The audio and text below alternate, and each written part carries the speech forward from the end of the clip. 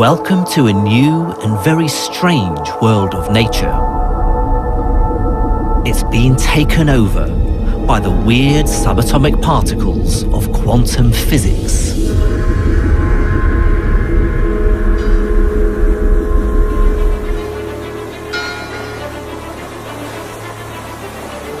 As a physicist, I've spent my working life studying how these particles behave in the laboratory. But now I'm heading out into the natural world. I'm on a mission to prove that quantum physics can solve the greatest mysteries in biology. This is a real adventure for me. I'm very much out of my comfort zone, trying to apply the very careful ideas I'm familiar with in a physics laboratory to the messy world of living things. I believe that quantum physics could hold many of life's secrets. That deep in the cells of animals, particles glide through walls like ghosts.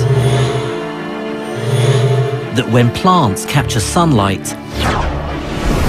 their cells are invaded by shimmering waves that can be everywhere at the same time. And that even our human senses are tuning in to strange quantum vibrations. In the fantastic world of quantum biology, life is a game of chance, played by quantum rules. This is what I hope to convince you of, to show you that quantum mechanics is essential in explaining many of the important processes in life, and potentially that quantum mechanics may even underpin the very existence of life itself.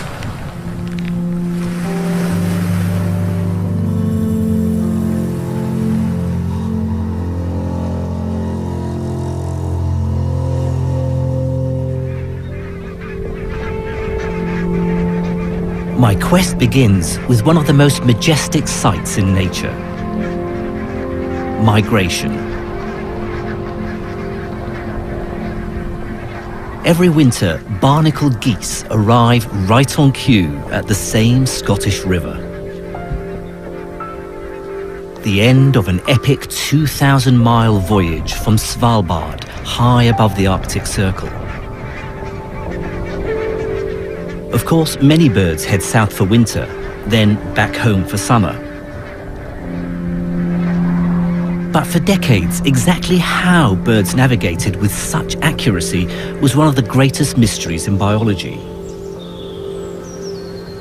So the most recent discovery has caused a sensation. In the past few years, one species of bird has helped create a scientific revolution.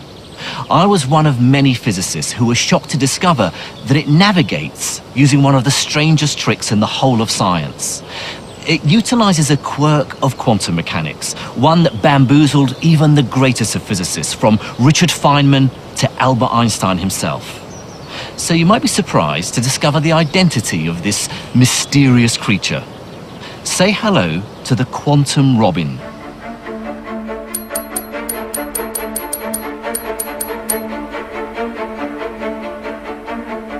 This is the European robin.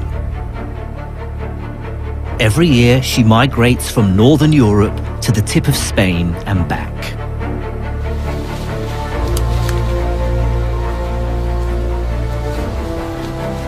In this laboratory in the woods, biologist Henrik Moritzen is trying to solve the mystery of how she does it. But he's found himself in my world, the strange world of quantum mechanics.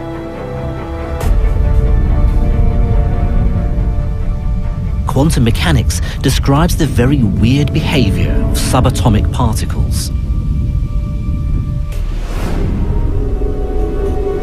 Down in this realm of the very small, we have to abandon common sense and intuition. Instead, this is a world where objects can spread out like waves. Quantum particles can be in many places at once and send each other mysterious communications. I set out to understand how the bird finds its way, but it just turned out that the data more and more pointed towards this as the only explanation that could bring all the different results together. Henrik's investigating a long-standing theory that robins navigate by the Earth's magnetic field. His laboratory is an ingenious magnetic birdcage. And these plastic cones, lined with scratch-sensitive paper, provide the key measurements.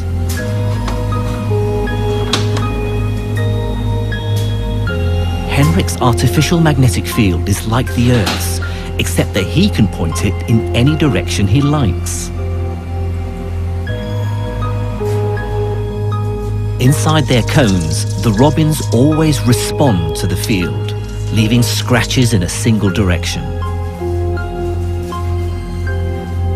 The big mystery is how. The Earth's magnetic field is incredibly weak, far too weak for any living creature to detect. But Henrik has found an intriguing clue by giving the quantum robin a mask. We have a little leather hood similar to what you put on a falcon, you know, but just for a robin. And you have then a hole in front of one eye or a hole in front of the other eye. But what we can see is that if you cover up the right eye, you turn off the magnetic compass processing in the left part of the brain. If you cover up this eye, you turn the compass off in this part of the brain. The robin's magnetic compass seems to be in her eyes. I can show you what's going on using my own eye. Now, we use our eyes for vision, but we also have a second light detecting mechanism. If I shine this torch into my eye, you can see that my pupil closes down. It's basically a defense mechanism to protect my eyes. My eye is responding to particles of light, or photons. The energy provided by the photons is clearly enough to activate chemical reactions. After all, that's what controls my eye muscles. Light must be causing similar chemical reactions in the robin's eyes. In fact, it's the power supply for a unique form of magnetic compass inside her cells, in the weird world of subatomic particles. A place where only quantum physics can explain what's going on.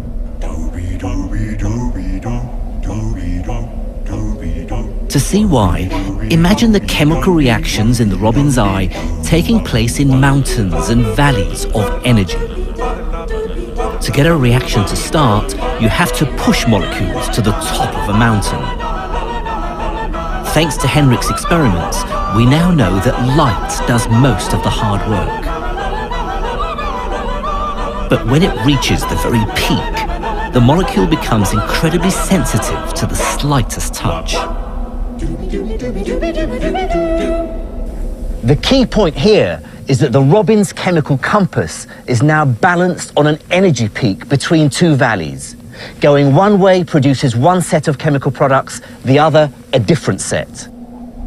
Now, even a tiny change in the Earth's magnetic field can tip the molecule over the top. But the way this happens defies common sense. The final piece of the puzzle depends on one of the truly mind-boggling ideas in physics. But don't worry if you find it hard to understand. Even Albert Einstein called it spooky. The idea is called quantum entanglement. It involves particles that seem to communicate faster than the speed of light. In 1935, Einstein published a famous paper arguing that it was impossible. But Einstein was wrong. In recent years, extremely delicate experiments have shown that subatomic particles really are entangled. It means they can subtly and instantaneously influence each other across space. And now it seems the same thing is going on inside the robin's eye. When a photon enters the robin's eye, it creates what's called an entangled pair of electrons. Here's how it works. Each electron has two possible states. For simplicity, I'm choosing to call them red and green. Now, here's the weird thing. Until I measure it, it's neither one nor the other, but both at the same time. Think of the electrons like spinning disks. They're simultaneously red and green. But by firing a dart, I can force the first electron to be one or the other. So far, it's just a game of chance. I don't know what I'll get until I try it. So I know my first electron is red. Suppose I now measure the second electron. You'd think I'd have a 50-50 chance of getting red or green. After all, that's what you'd expect in the normal, everyday world. But you'd be wrong. In quantum entanglement, the electrons are mysteriously linked. For example, if I get red on the first, I always get red on the second. It's not a game of chance anymore. It's as if the first electron is telling the second one what to do. That's why Einstein called it spooky. The electrons seem to know that they should both have the same color, no matter how far apart they are. The really important part is that the two electrons needn't be the same color. They can be entangled in a different way, so that if the first electron is red, the second one is always green.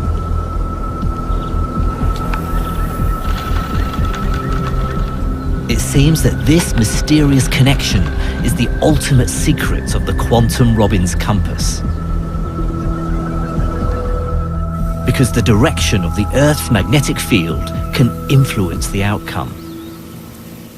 Near the equator, they may be more likely to be red-red, but near the pole, they may be more likely to be red-green. And that's the vital factor that finally tips the balance of the Robbins chemical compass.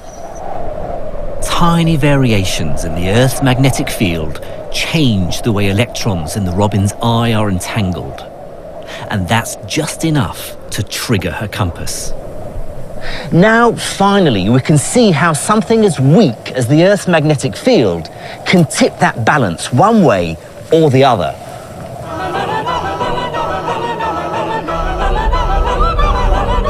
If the message changes, the chemical reaction tips a different way, changing the Robbins compass reading. Suddenly it looks like it's a fundamentally quantum mechanical phenomenon in birds. It would be one of the first, if not the first, in biology. Biologists better get used to the weirdness of physics. The robin is navigating by spooky quantum entanglement.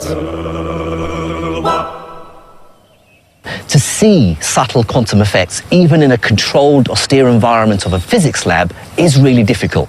And yet, here's the robin doing it with ease. These experiments are real and verifiable. And yet, even though I'm seeing them with my own eyes, I still find it hard to believe.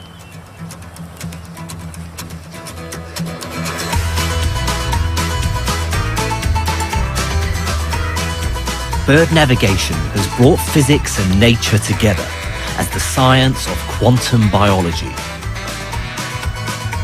There's a whole new world to explore.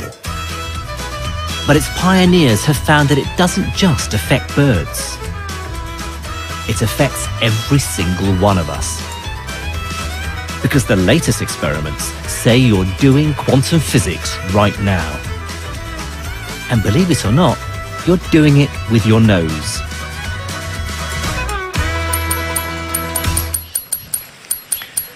Hello, Jim. Hello. Hello, little girl. Hello. Our sense of smell is remarkable and quite different from our other senses of sight and hearing.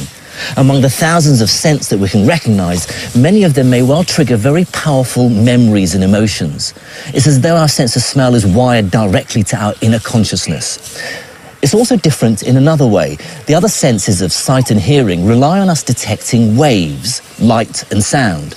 But our sense of smell involves detecting particles, chemical molecules.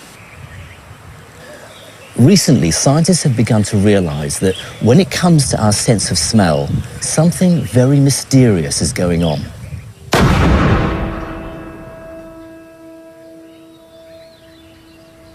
For decades, biologists thought they knew exactly how our noses sniffed out different chemicals. But physicists like Jenny Brooks think there could be a new ingredient in the mix. And it smells like quantum mechanics. A lot of people speak of the sense of smell and olfaction and the science of olfaction as being a problem that's been solved and we know all about it. And we do know a lot about it. We know about the ingredients, we know about the equipment that we use to smell. But I would argue that there's a little bit more to understand. To understand more, I need someone to help me with a smell test. And Jem is going to sniff him out.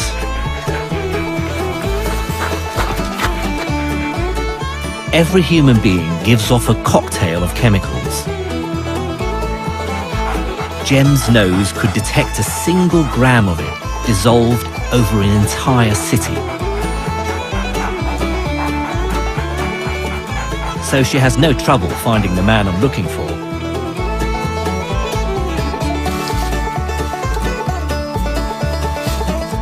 Meet Colin the gardener, a man who's used to smelling the flowers. Right then, Colin, I'm going to put your sniffing skills to the test. Cool. I've got a selection of chemicals here, and I want you to tell me what they remind you of. Okay.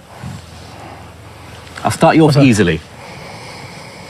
Oh, that's like a minty vapor rub. It is, yeah. Sort of thing like, yeah, this is sort of what you'd menthol. Menthol, yeah. yep. But it's that essence. Right, here's the next one. So you should be able to recognise this one. That's baking with my daughter. Mm-hmm. Icing sugar, sort of thing. Vanilla, yeah. When our noses detect a chemical, they fire a nerve signal to our brains. But different chemicals create different sensations. The standard explanation for this is to do with the shape of the molecules. The conventional theory that goes back to the 1950s says that the scent molecule has a particular shape that allows it to fit in to the receptor molecules in our nose. If it has the right shape, it's like a hand in a glove or a key in a lock. In fact, it's called the lock and key mechanism. With the wrong shape, it won't fit into the receptor. But with the right shape, it fits into the receptor, triggering that unique smell sensation. Different receptors are wired to different parts of our brains. So when a menthol molecule locks into its specific receptor, it triggers that minty fresh sensation. But the lock and key theory has always had a problem. And Colin's next test will show you why. Okay, how about this one? Quite strong smell. Oh, that's yeah. What does it remind you of? What does it conjure up? What memories? I think Christmas cake. Yeah, marzipan. Yeah, that's it. Yep. Yes, almonds. Very, yeah. Colin identified the smell of marzipan or almonds. In fact, it's due to a scent molecule called benzaldehyde. What I didn't give him to smell was this other chemical, cyanide. Both benzaldehyde and cyanide have the same smell. They both smell of almonds. But these molecules are both very different shapes. So the lock and key mechanism as an explanation for how we smell can't be the whole story. So why would two molecules with different shapes smell the same? Quantum biology has a head-spinning explanation. it says our noses aren't smelling chemical molecules. They're listening to them. It's not just the shape of a scent molecule that matters. Let's take a closer look at this model of a cyanide molecule. The white ball here is a hydrogen atom, and the grey sticks are the bonds that hold it together with the carbon and nitrogen. But the reality isn't as simple as that. I can give you a better sense of what's going on if we look at this larger white ball. You see, atoms don't just sit still. The bonds that hold them together are like vibrating strings. And that gives us a whole new way of thinking about smell.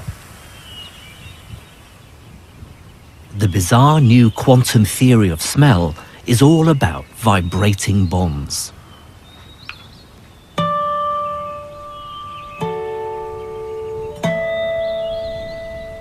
Chemical molecules are playing music for our noses. Imagine a receptor molecule in my nose is like my guitar. Before it can make a sound, a scent molecule has to enter my nose. And when that scent molecule is in place, its chemical bonds provide the strings, and it's ready to be played. The receptor molecules contain quantum particles, electrons. As they leap from one atom to another, they vibrate the bonds of the scent molecule, like my fingers plucking a guitar string. What's remarkable about this theory is that it tells us our sense of smell is about the vibrations of molecules, or wave-like behavior, and not so much about the shape of a particular scent molecule. Our sense of smell may be much more like our sense of hearing. A particular molecule, say that of grass, will vibrate at a particular frequency.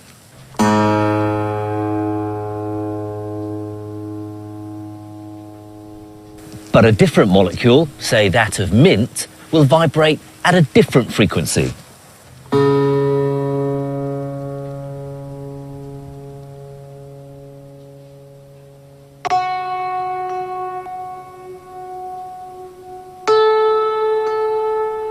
This would explain why cyanide smells like almonds. The two molecules have different shapes, but their chemical bonds just happen to vibrate at the same frequency. The quantum vibration in the odoron is almost literally like a particle of sound. So yeah, we're saying that the process of smell could be exactly like an acoustic resonance event. It could be very analogous to hearing and seeing, actually. But can we really be listening with our noses? A bizarre theory needs a bizarre experiment to test it. Here's how it works. This molecule has a musky aroma, like perfume. But if the theory is right, then I should be able to change its smell by changing its vibrations. The musky molecule contains lots of hydrogen atoms like this bonded to carbon atoms. But what if I were to replace all these atoms with a different form of hydrogen called deuterium? Now, it won't change the shape of the molecule, but it will change the way it vibrates.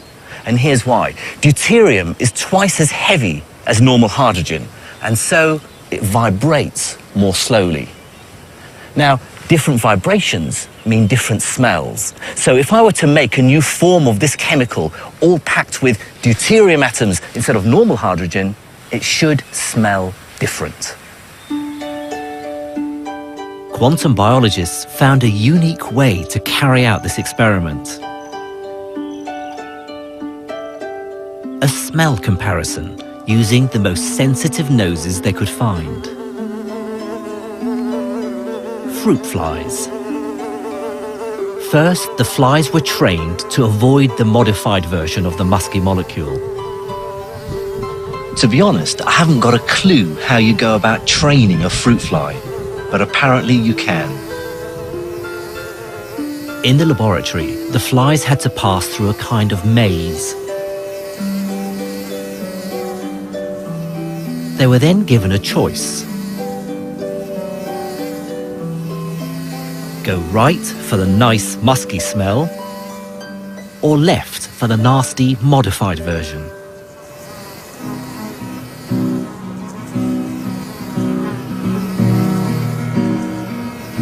They could definitely smell the difference. They always preferred the original and turned right.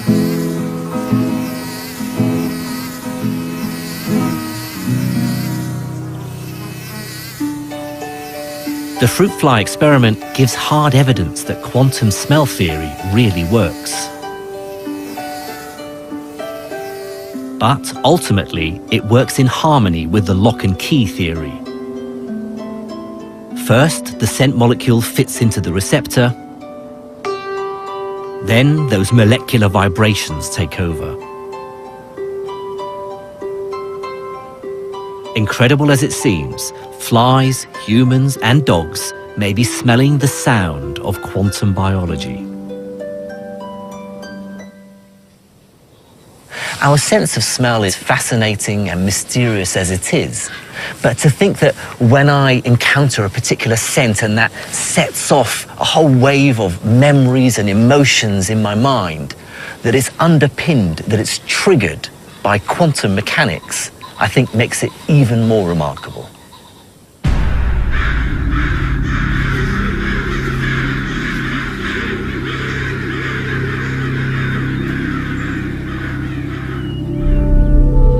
The mysterious influence of quantum physics reaches into every corner of the natural world. In fact, it inhabits the walls of every living cell on Earth. Because the latest experiments suggest a magical solution to one of the greatest mysteries of nature. The miracle of metamorphosis.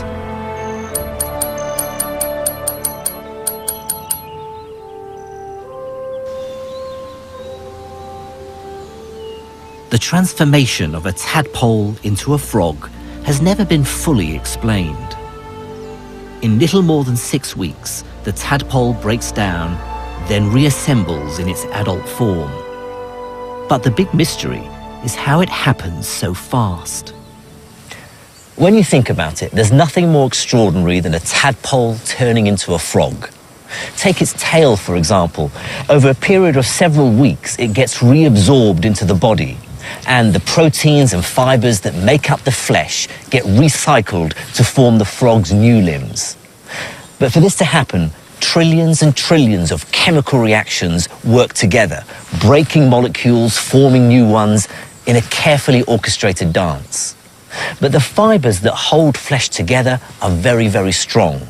They're a bit like these ropes holding my raft together. In order to dismantle the raft, I'd have to undo these very tight knots. You can think of it like this. A tadpole is held together by long ropes of proteins, knotted together by chemical bonds.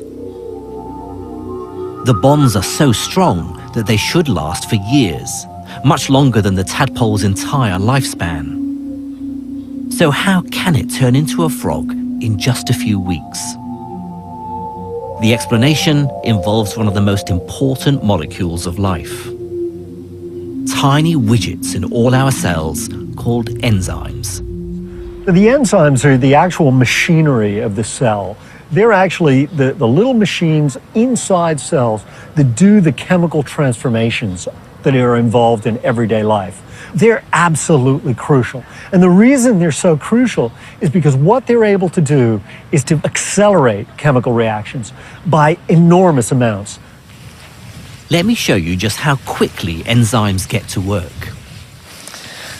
Inside this bottle is a substance called hydrogen peroxide. You're probably most familiar with it as the chemical used to bleach hair. In fact, I obtained this sample from my local hairdressers. Hydrogen peroxide is also produced in the body, and it's the job of the liver to get rid of it. Now, the way it does that is using an enzyme which breaks down hydrogen peroxide into water and oxygen. Now, to show you just how quickly this enzyme works, I'm going to do a quick demonstration. I've got some liver here which I've chopped up in order to release the enzyme. Now, watch what happens when I add this liver mixture containing the enzyme to the hydrogen peroxide. Watch how quickly the oxygen is released.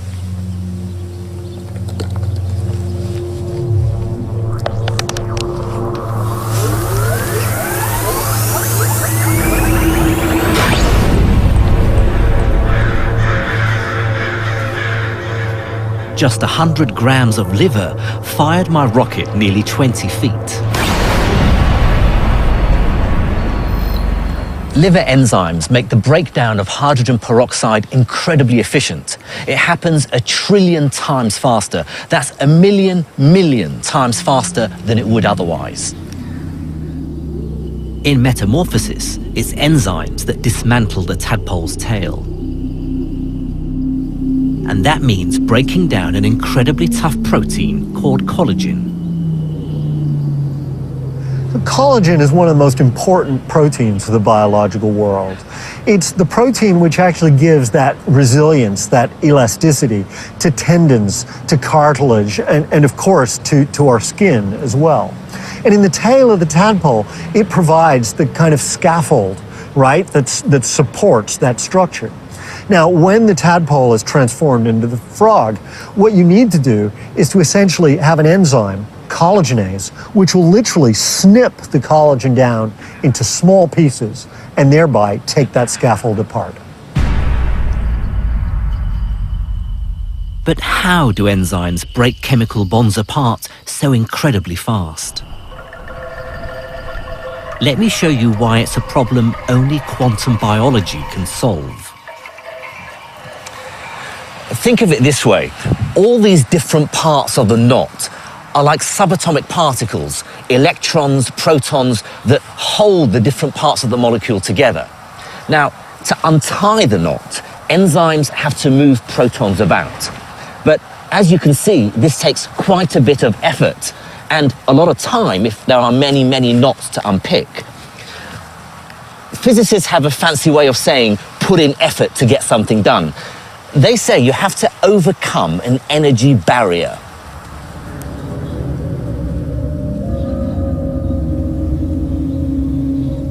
Okay, here's my energy barrier. And here's my proton. To break a bond apart, it needs enough energy to get over the barrier. The trouble is, when we work out how long this would take, it's much too slow to break down a tadpole's tail. But this is where protons turn into ghosts. I wouldn't blame you for thinking that this is an idea that a clever theoretician has come up with, that it's just mere speculation, something that we have no proof of. But we do. It takes place all the time. In the quantum world, protons don't have to go over barriers. They can tunnel straight through. Tunneling strikes at the very heart of what is most strange about quantum mechanics. It's like nothing we see in our everyday world. A quantum particle can tunnel from one place to another, even if it has to pass through an impenetrable barrier. They're not solid objects like balls in our everyday world. They have spread out, fuzzy, wave-like behavior that allows them to leak through an energy barrier. A particle can disappear on one side of the barrier and instantaneously reappear on the other. In nuclear physics, this effect is a proven fact. Without quantum tunneling, the sun simply wouldn't shine. But I never thought I'd see it in a tadpole. It's hard to stress just how weird this process is. It's as though I would approach a solid brick wall and, like a phantom, disappear from one side and reappear on the other. the most important advantage of tunneling is its speed. It happens incredibly quickly, much faster than if protons go over the barrier. As a nuclear physicist, quantum tunneling is my bread and butter. Subatomic particles like protons do it all the time. But what has this got to do with biology?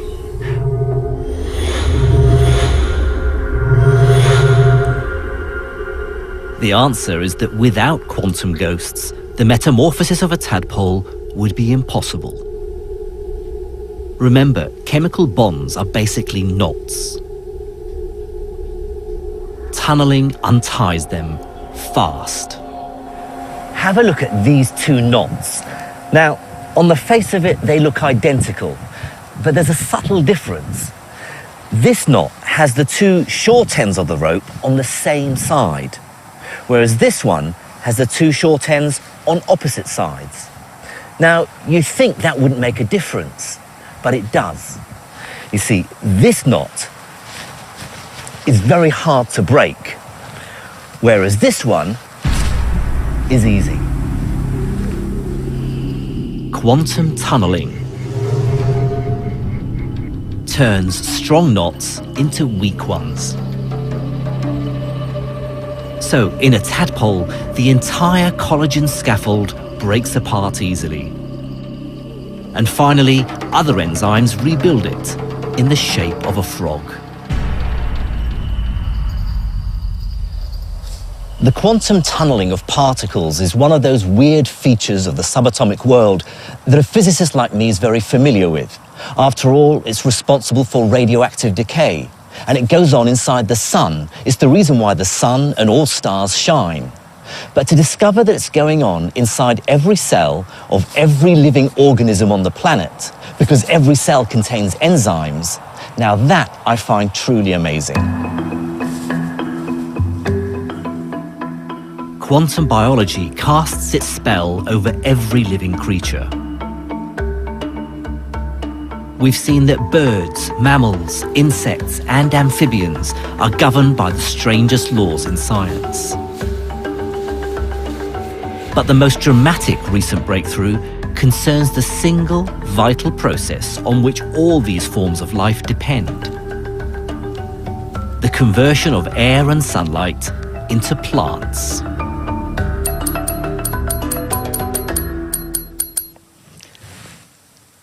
This fine specimen is a Larix decidua, or European larch. It's about 100 feet high, and right at this moment, passing just this side of the planet Venus, is a bullet with this tree's name on it. The bullet is a photon, nearing the end of its long journey from the sun. Its ultimate destiny is to kick-start a series of chemical reactions that underpins all life on Earth. Photosynthesis. Every second of every day, 16,000 tons of new plant life are created on Earth. And for me, it's incredible to think that our existence on this planet depends on what happens in the next trillionth of a second.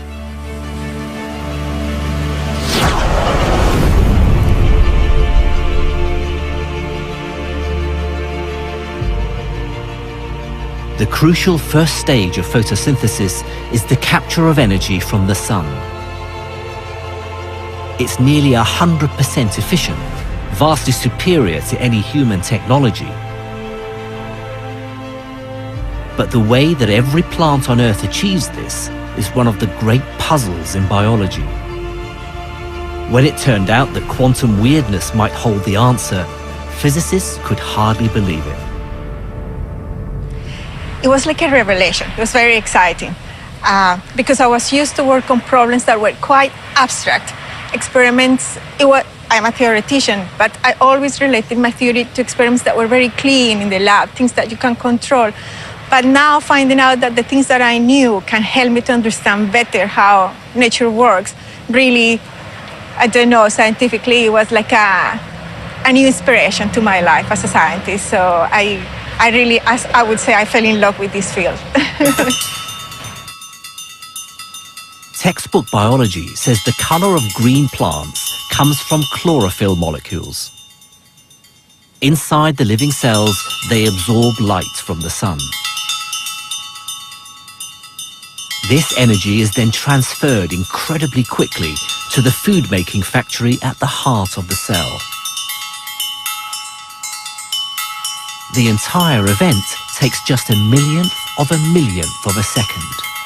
When the photon hits the cell, it knocks an electron out of the middle of a chlorophyll molecule. This creates a tiny packet of energy called an exciton.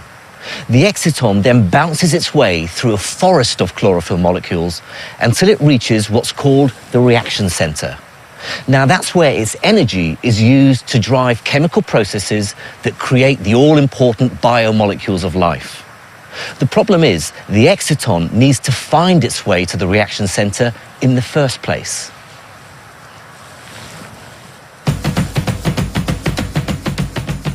Textbook biology can't explain how the exciton does this. Because, of course, it doesn't know where it's going. It just bounces around like a pinball in a process called a random walk. Sooner or later, it'll pass through every single part of the cell. But this isn't the most efficient way to get around. Because when the exciton eventually does reach the reaction center, it's by pure chance.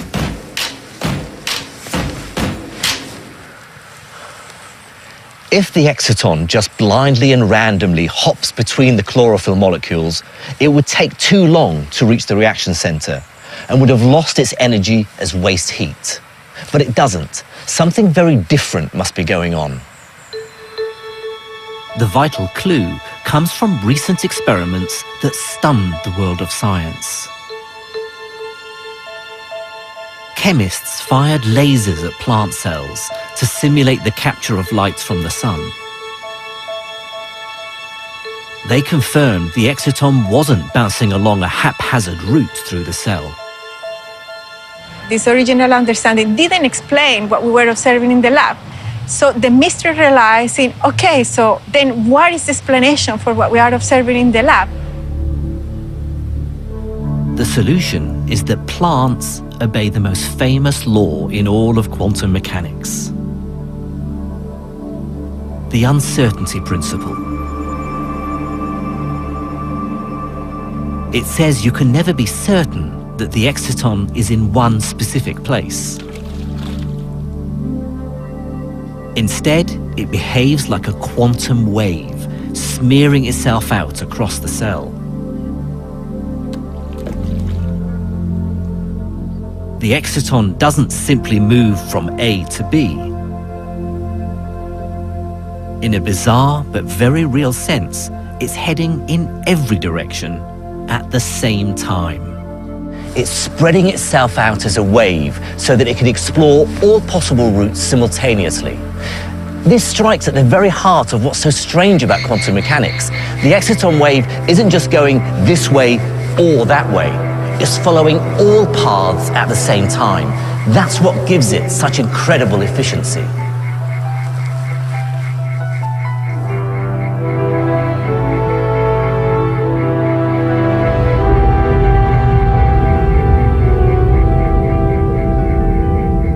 The beauty of it is, if the exciton is trying every route to the reaction center at once, it's bound to find the fastest possible way to deliver its energy. It's hard to express how incredible this discovery seems to physicists like me. Biological cells are full of the random jiggling of billions of atoms and molecules. But somehow, excitons maintain their form as beautiful, perfect quantum waves, transporting the energy that guarantees life on Earth. It opened a whole new scientific path for me. And I really enjoy the fact that to be able to understand fully what is happening there or in the plants, you have to interact with scientists that have completely different approaches, like biologists and chemists. But we all have to come together to actually understand what is the relevance of this. So for me, this is one of the most exciting parts of this field. Real scientific experiments leave no doubt. The strange hand of quantum mechanics has shaped the entire living world. It's not a surprise that you should find quantum tricks being used in biological systems. The reason is because they're better.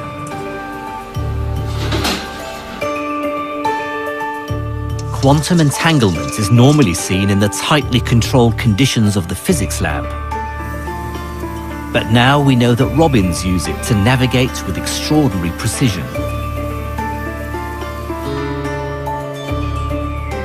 Quantum vibrations mean our noses listen to chemicals, enhancing our perception of the world around us. The living cells of all animals depend on protons that vanish and reappear like ghosts, speeding up the vital processes of life.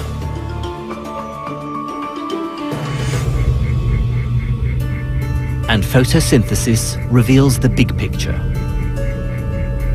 A shimmering world where quantum waves capture the sun's energy in an instant. Sometimes people say, but physicists have been looking for this for decades. Well, biology has had millions of years. The ultra-modern science of quantum mechanics is an ancient fact of life. For the end of my journey, I want to take these ideas to their logical conclusion. Of course, as a scientist, any speculations I have to be backed up by careful experiments. So I want to concoct a thought experiment that helps me to answer the biggest biological question I can think of. Does quantum physics play any role in the mechanism of evolution itself?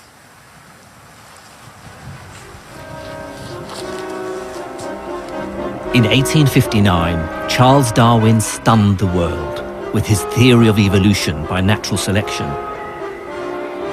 He went on to explain the differences between humans and other apes. 150 years later, there's no doubt that Darwin's theory accounts for every living organism on land and sea. But I'd like to explore the latest extraordinary interpretation of his ideas.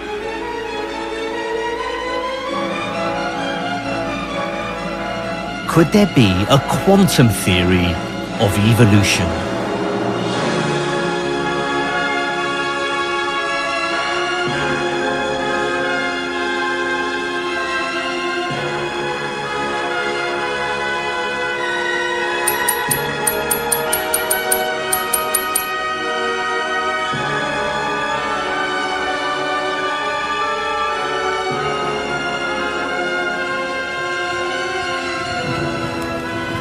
Can quantum evolution explain how the snail got its shell?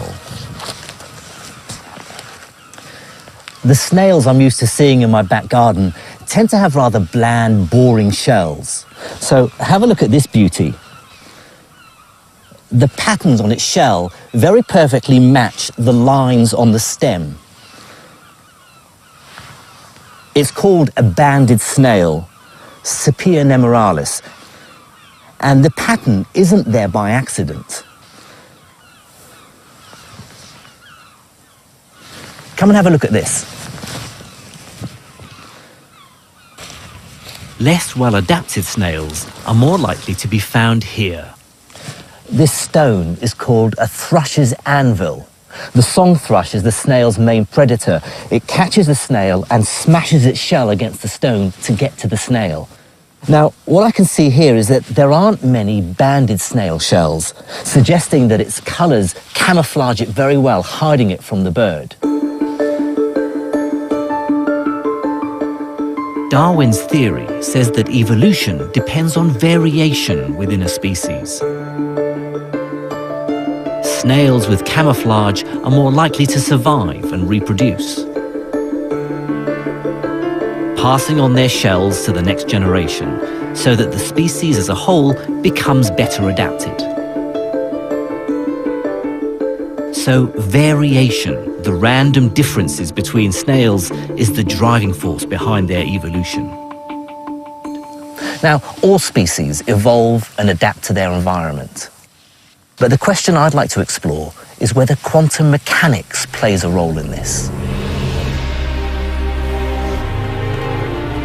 The only way to find out is by scientific experiments. So my adventures in quantum biology finally bring me home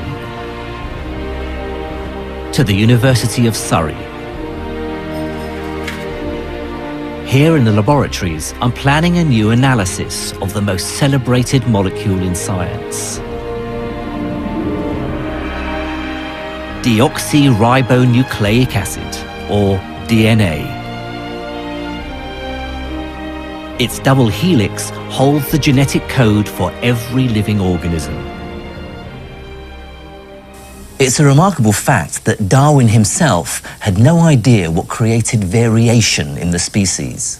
The structure of DNA wasn't discovered until 1953 by Francis Crick and James Watson.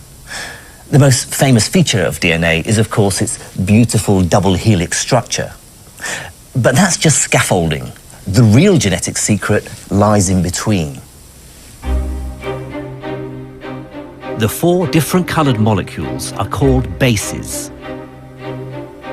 The colour code on one side, say blue, red, blue, forms a gene that parents pass on to their offspring. A gene is a bit like a jigsaw puzzle. It fits together like this. A full strand of the double helix forms a coloured pattern. But the other strand always pairs up the same way. A blue base always goes with yellow, and green always goes with red. Because only those colours have the right shape to fit together. What Crick and Watson realised was that this provides a mechanism for passing on the genetic code. When cells reproduce, the 2 strands of DNA separate, ready to be copied. But red still goes with green, and yellow still goes with blue. So, bit by bit, the cell creates 2 new strands. 2 perfect copies of the entire genetic code.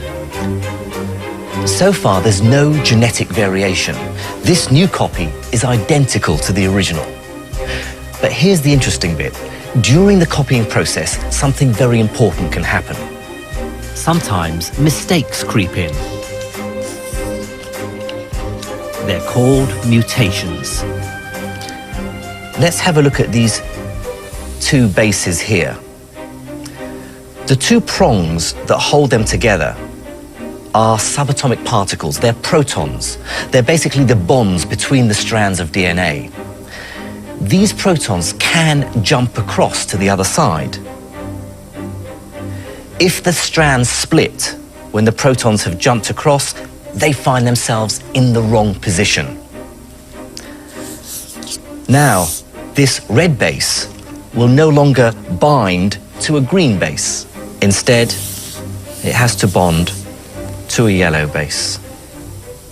Slotting this back in, we see that now this copy is no longer identical to the original because I have a yellow base here instead of a green one.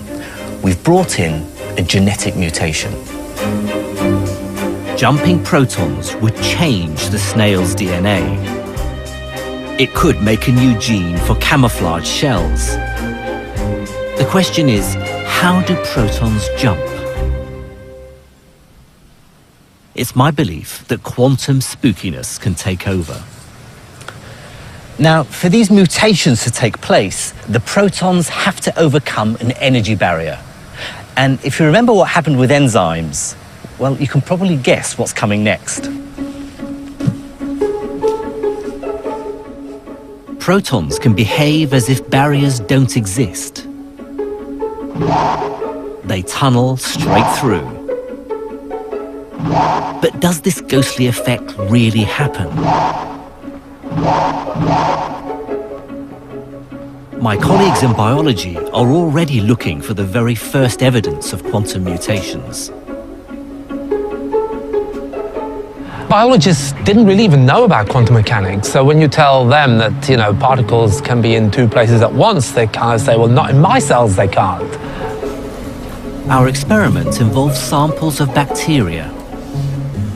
The first sample is prepared in normal water, containing hydrogen nuclei, or protons. When the bacteria reproduce, we simply count the mutations. But if our theory is correct, then we should be able to change the rate at which mutations occur. Remember how we tested the quantum theory of smell? What if I replace the proton with its big brother, the deuteron? This is the nucleus of an atom of deuterium. Now, crucially, a deuteron is twice as heavy as a proton, and this should influence how easy it is for the deuteron to quantum tunnel. Quantum mechanics is full of surprises.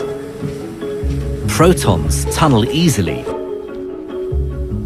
Deuterons don't.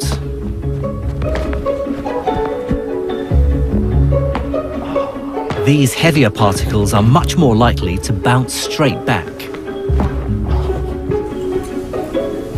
So the second sample of bacteria is prepared in heavy water, which is full of deuterons.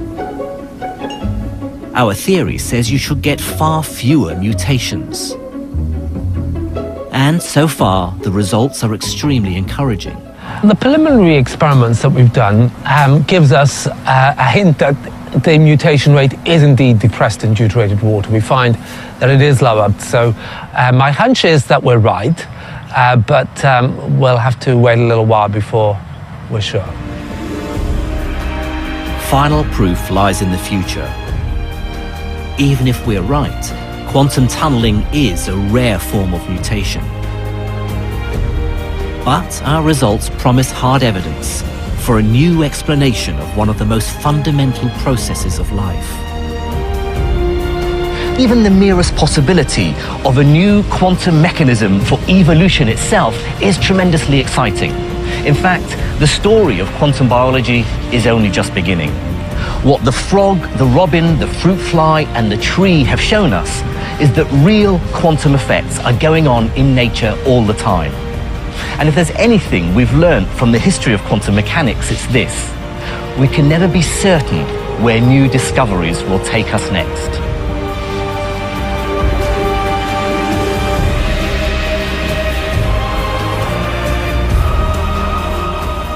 Quantum biology is a revolution in science. But it's time I got back to the physics department.